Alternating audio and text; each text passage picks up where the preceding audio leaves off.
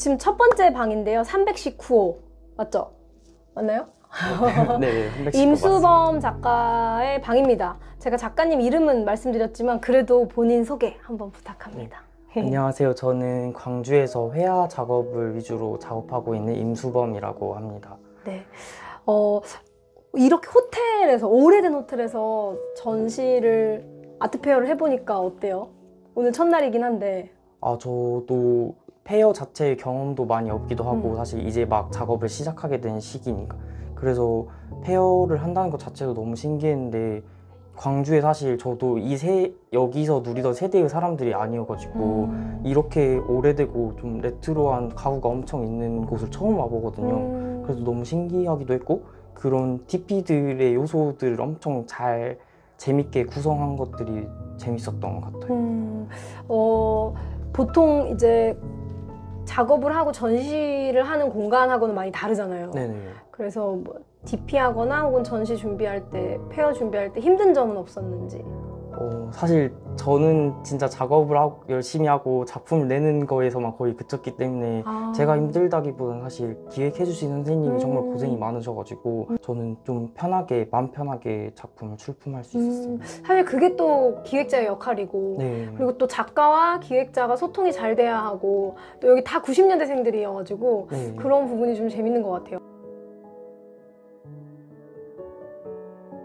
제 작업은 일단 기본으로 항상 제가 드로잉을 A4용지 사이즈의 작은 종이에다가 시작을 해서 그게 이제 상하 좌우로 정말 불규칙하게 늘리고 싶은 만큼 늘려놓고 그리고 그 드로잉의 일부분을 크랍하는 방식으로 작업을 진행을 하고 있어요. 그래서 여러 가지 생각들이 계속 축적되는 그 드로잉의 일부분을 크랍을 하면은 만약에 뭐 그림의 밑에 쪽이랑 위쪽은 사실 다른 날 그린 드로잉일 수 있는데 그 이야기가 캔버스 하나 안에서 크랍되면서 생기는 다양한 서사들 같은 걸 기대하면서 작업을 진행하고 있어서 정말 어느 때는 뭐 지구가 멸망해버릴 것 같은 그런 생각을 하기도 하고 또 어떨 때는 엄청 어떤 기술이나 어떤 사고가 엄청 바뀌어가지고 굉장히 좋은 세계가 오지 않을까라는 고민도 많이 했었던 것 같아요. 그래서 그런 것들이 잘 혼재되어 있는 작품이 제 작품인 거고 저는 대부분 좀 큰 대작 위주로 많이 하고 그리고 이렇게 페어에 낼 수 있는 작업은 정말 큰 세계 속에서 벌어지는 작은 사건 하나 정도의 부분만 페어에 내게 되었습니다. 아, 그렇구나. 네. 제가 그래도 뭔가 어떤 세계에는 되게 긍정적으로 보였는데 어떤 세계는 되게 페어같이 느껴져서 네. 그런 게 좀 재미있었거든요. 근데 드로잉에서부터 시작해서 혼재된 결과물이지만 다른 날의 이야기들이 또 연결이 되는 거구나. 네. DP는 어때요? 뭔가 선생님이, 작가님이 생각한 거랑 잘 어울리는 것 같아요? 네. 이게 이 작품은 드러난 세계고 여기 장롱 안에 들어있는 건 숨어버린 세계이거든요. 그래서 또 이렇게. 네. 그래서 DP가 아주 잘 드러나 있고 숨어버린 게 잘 표현된 것 같아가지고 잘 된 것 같습니다. 그렇구나. 네. 대부분 이제 감상자 입장에서는 사실 대부분의 감상자가 작가를 100% 이해할 수 있는 건 아니지만 제가 생각할 때는 항상 그냥 다가가요. 그리고 그럴듯한 오독을 한다고 생각해요. 저는 모든 감상자가. 근데 그 그럴듯한 오독도 작가님 입장에서는 그게 다 즐기는 거잖아요. 저 사람은 저렇게 생각하네. 저 사람은 저렇게 생각하네. 그럴듯하네. 근데 이제 보통 작가님 작업에 눈이 있어요. 네. 여기도 있고 네. 여기도 있거든요. 네. 근데 이제 이런 눈동자가 있으면 보통 사람은 저 아이를 생명체로 보거든요. 네. 그래서 애니메이션도 사실은 많이 생각이 나서 네. 뭔가 평상시에 이 작가님은 제가 작가님 만나기 전에 애니메이션 되게 좋아하나? 애니메이션 영감 받는 게 있나? 이런 것도 좀 궁금했어요. 네. 저는 애니메이션을 막 엄청 즐겨보고 막 이런 건 아닌데 정말 약간 인생 애니메이션이라고 생각했던 게 그 일본 애니메이션 중에 파프리카라는 애니메이션 혹시 아시나요? 감독님 아나요? 전 몰랐어요. 알아요? 디시민이라는 그 꿈을 다른 사람의 꿈속에 들어가지고 뭐 악몽을 치료하거나 뭐 이런 기구가 있는데 찾아봐야겠다. 그게 악용이 돼가지고 다른 사람의 꿈에 들어가가지고 그 사람을 정말 조작하듯이 꿈을 조작하듯이 해가지고 현실 상태에서도 제 정신인 상태로 수행을 하지 못하게 막 만들고 뭐 그런 이야기들이 있는데 그 애니메이션에서 보이는 그런 작화 같은 게 사실 너무 소름 돋을 정도로 엄청 디테일하고 그 복잡하고 그 꿈과 현실을 이렇게 오가는 그 미묘한 지점들이 너무 재밌어가지고 그런 거에 그 애니메이션 보면서 항상 많이 생각을 했었던 것 같아요. 저렇게 변태같이 잘 짜여지고 잘 구성된 그림을 그리면 어떨까라는 생각들을 항상 해봤던 것 같아요. 그렇구나. 혹은 아니면 아예 좀 미술사 내에서 좋아하는, 존경하는 그런 예술가가 있는지도 궁금했어요. 저는 그 히에로니무스 보슈라는 작가의 그 세속적인 쾌락이 저는 네. 뭐 그 작품을 되게 좋아하는데 근데 약간 좋아하는 사람 후배 작가 같은 느낌이 있네요. 네. 좋은 의미로. 네, 그 작품은 사실 엄청 도상학적으로 해석을 많이 하지만 그게 명확하진 않잖아요. 네. 너무 숨겨진 인물이기도 하고 근데 그런 부분이 너무 재밌었던 것 같기도 하고 제 작업에서 어떤 도성학적인 걸 이용해가지고 이걸 의미해라는 걸 사용하진 않지만 그 사람이 쓰는 구도랑 그 화면 자체를 이끌어 나가는 치밀한 구성력 같은 게 너무 매력적이었었거든요. 그래서 그런 작가의 영향을 많이 받았던 것 같기도 합니다. 그 끝까지 보는 사람의 뒤통수를 치는 그 치밀한 구성 능력이 되게 감독 같잖아요. 네네. 작가님도 뭔가 보스처럼 그 이상의 그런 작업을 하기를 응원합니다. 감사합니다. 그 작가님을 좋아한다고 하니까 뭔가 더 작가님의 작품이 이해가 또 됐어요. 모든 작가님들이 어떤 생각을 가지고 작업을 하는지는 잘 모르겠는데 저는 작가님은? 네, 저는 제 작업에서 불안정한 미래의 세계를 계속 끊임없이 확장해 나가는 작업을 하고 있는데 그 세계를 확장하는 어떤 토대 같은 거 사실 막 과학 기사나 오래된 유물의 형태나 이런 걸 많이 수집을 해가지고 모아서 만들고 있는데 그렇게 과학 기사들을 막 읽고 있으면 되게 엄청 거대한 우주에서 인간이 엄청나게 작게 느껴질 때가 굉장히 많은데 이게 저한테는 오히려 삶의 원동력 같은 거였다고 생각이 들었었거든요. 왜냐하면 막 과거에 있었던 일들을 후회를 되게 많이 하기도 하고 또 어떤 도전을 할 때 이거 해볼까 말까 고민을 되게 많이 했었는데 그렇게 거대한 세계 속에서 내가 하는 그 고민들이 굉장히 작다고 느껴지면 그런 걸 정말 편안하게 시도해 볼 수 있고 결정하고 네, 그럴 수 있는 그런 게 생겨가지고 저는 그림을 그리면서 사람들이랑 이렇게 대화를 하면서 내가 이렇게 해서 지금보다 더 건강한 삶을 살고 있어 라는 걸 보여주고 싶기도 했었고 그리고 최근에 이제 사회가 엄청나게 기술의 발전에 따라서 빠르게 변화하니까 그 변화 속에서 사람들이 그만큼의 그 정신력이 갖춰져야지 건강한 삶을 살 수 있다고 생각이 드는데 제가 생각하는 예술이 그런 것 같아요. 그 건강한 삶을 살기 위해서 어떤 생각을 갖춰야 되고 어떤 고민을 해야 되는지가 제가 하는 예술가라는 직업이 해야 되는 일이라고 생각하고 그런 이유에서 예술이 사람들한테도 꼭 필요한 것이라고 생각이 듭니다.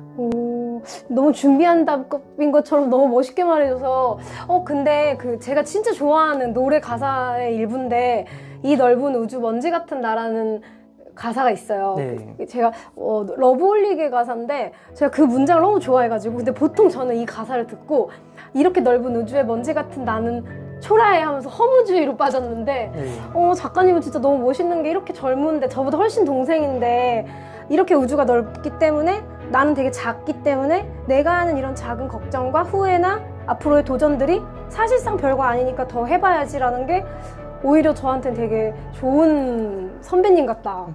진짜 멋있는 생각을 갖고 있는 작가님 같아서 저 개인적으로도 엄청 도움이 되는 인터뷰였어요. 앞으로의 계획을 거창하게는 진짜 계속 그냥 지속 가능한 어떤 그림들을 그리면서 살아나가고 싶다라는 생각은 항상 들었던 것 같아요. 그리고 광주가 아니라 다른 지역에서도 전시도 많이 해보고 많은 사람들을 만나고 세상 속에 있는 다양한 사건들을 경험하고 또 그걸 축적해서 그림으로 풀어나갈 수 있는 작가가 되고 싶습니다. 그렇습니다. 아직 너무 젊으셔서 작가님 앞으로 계속 재밌게 작업하면 좋을 것 같아요.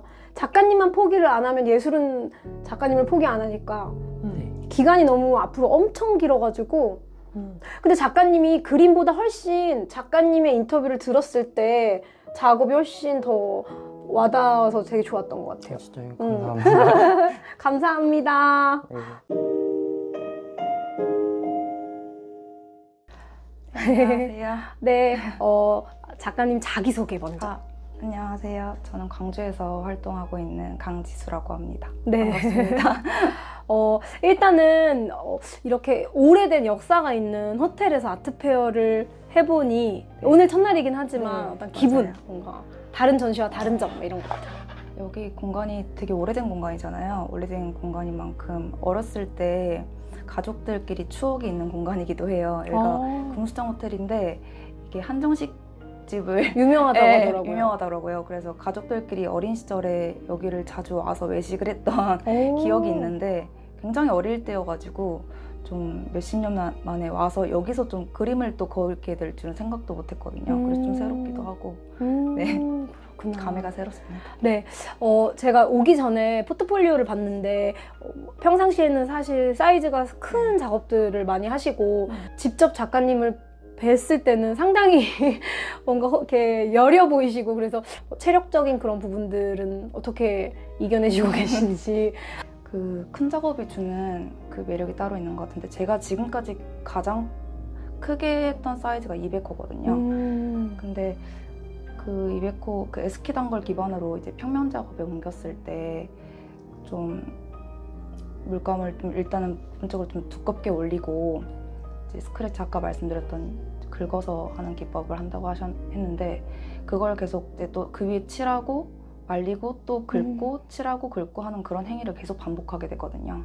그래서 그런 행위를 다 하고 나니까 한 200호가 한 2달 정도 소요가 되더라고요. 오로지 그 한 네. 점만. 근데 아무래도 이제 정신적인 것들을 떠나서 이제 좀 육체적인 노동이 많이 가해지는 작품이 좀 제가 좀 선호한다는 거를 큰 작업하면서 좀 느꼈어요. 그래서 200호 하면서 너무 진이 빠져서 바닥에 들어 누워서 올려다 봤거든요. 그랬더니 좀 느끼는 게 좀 다르더라고요. 그래서 좀 왠지 모를 그런 카타르시스가 느껴지기도 하고 역시 작업하는 행위가 주는 그런 좀 해소가 있구나. 그래서 아무래도 소품에 비교했을 때 대작이 주는 그런 해소감이며 위로가 따로 있다는 거를 그 계기로 좀 느꼈어요. 앞으로도 그러면은 개인전을 통해서 큰 작업들도 많이 보여주시고 그러면 좋을 것 같아요. 맞아요. 그리고 사실은 그 포트폴리오의 이미지에는 이 어떠한 하나하나 영상에도 담겠지만 이런 물리적인 표현과 긁어내려가는 이런 하나하나의 수행 같은 과정이 잘 안 보여요. 이미지로만 딱 봤을 때는.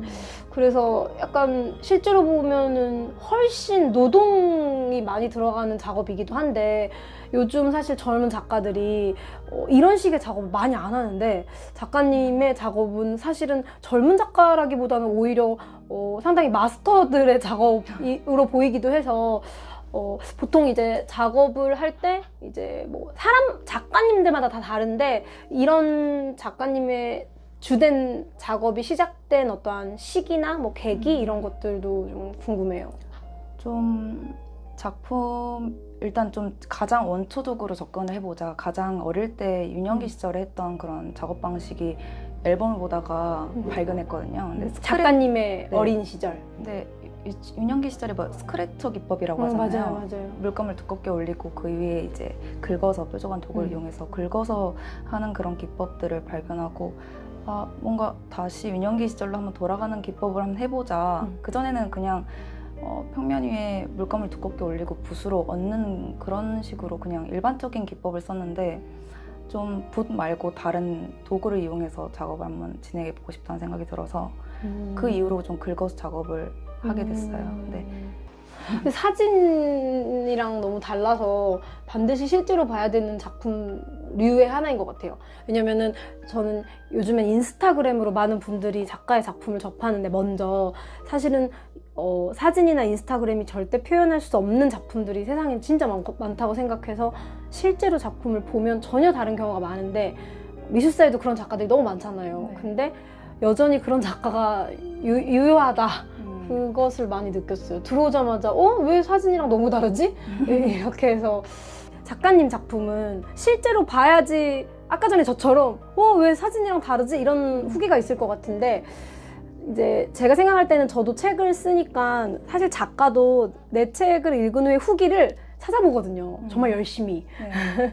그리고 때로는 감동받기도 하고 때로는 실망하기도 하고 뭐 다양한 의견들이 있는데 개인적으로 시각예술가들도 분명히 자신의 전시 후기를 찾아볼 것 같아요. 네. 그래서 혹은 지인이나 친구들도 있을 거고 작가님이 들었던 내 전시의 후기나 감상평 중에 좀 인상 깊었던 게 있었는지 이런 것들도 들려주면 재밌을 것 같아요. 네, 저는 사실 이제 갤러리 이제 오픈을 해놓고 항상 좀 상주를 하는 편이거든요. 매일같이. 그것도 되게 체력적으로 힘든데. 그렇지만 보는 재미가 있어요. 그 아무래도, 사람들의 네. 반응.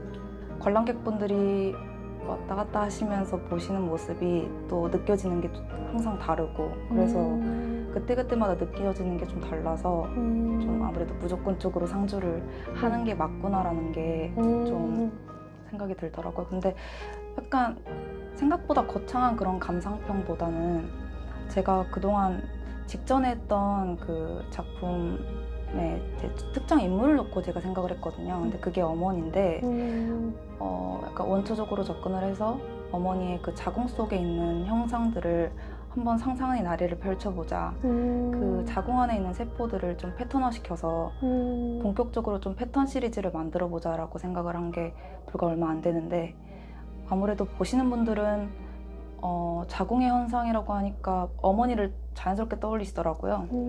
그러면서 또 느껴지시는 게 다르신가 봐요. 근데 그런 부분에 있어서 딥하게 뭐 물어보고 서로 대화할 기회는 많진 않았지만 한동안 한 분 정도 생각이 나시는 게 한 그림을 오래도록 뚫어져라 쳐다보시고 그곳에 오랫동안 머물다가 가시더라고요.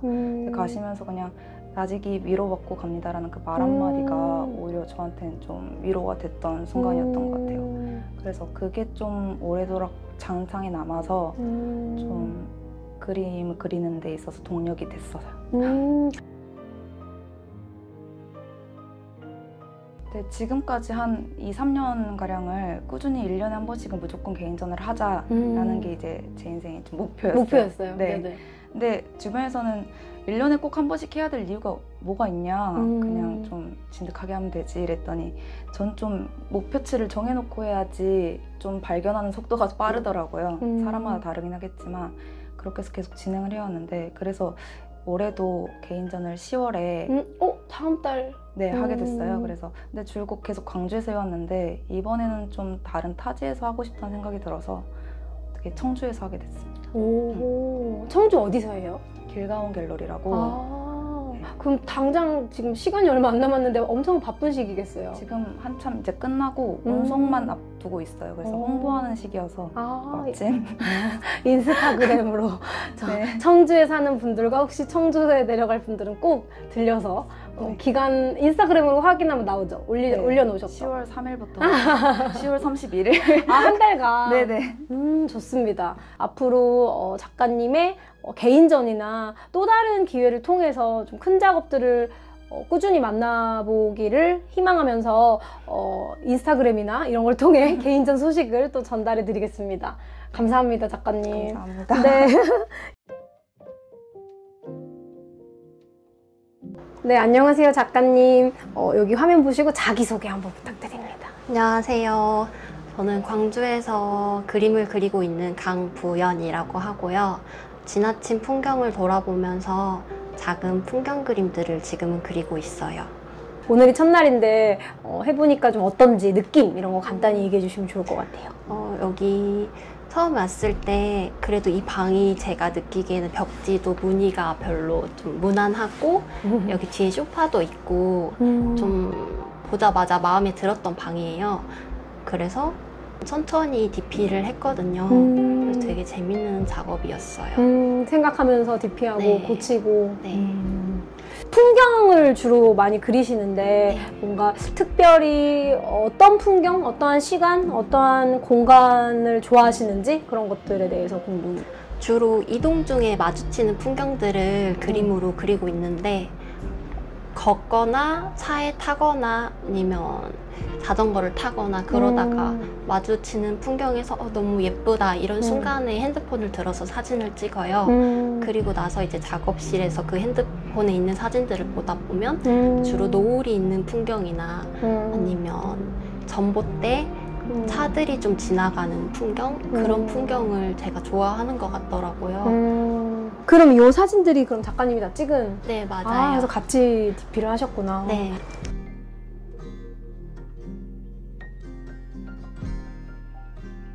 소설은 아주 오래전부터 쓰고 싶었었어요. 그 청소년을 위한 소설이 아니라 그냥 어른들도 읽는 그런 소설을 읽었는데 되게 너무 재밌는 거예요. 그냥 다른 사람이 된 것 같은 느낌? 다른 사람의 상황이나 감정이나 직업 같은 걸 빠져들어서 읽는 게 너무 재밌어서 저도 그런 걸 쓰고 싶었어요. 그래서 내가 아닌 다른 상황이나 다른 성격이나 감정 같은 걸 경험해보고 싶어서 소설을 쓰고 싶다고 생각을 했는데 올해는 꼭 하고 싶은 건 이제 미루지 말고 하자 이런 다짐을 개인적으로 했거든요. 그래가지고 올해 초 겨울부터 봄까지 이렇게 조금씩 썼어요. 그럼 글 쓸 때 작가님과 그림을 그릴 때 작가님이 같은 자아 같아요? 아니면 좀 다른 것 같아요?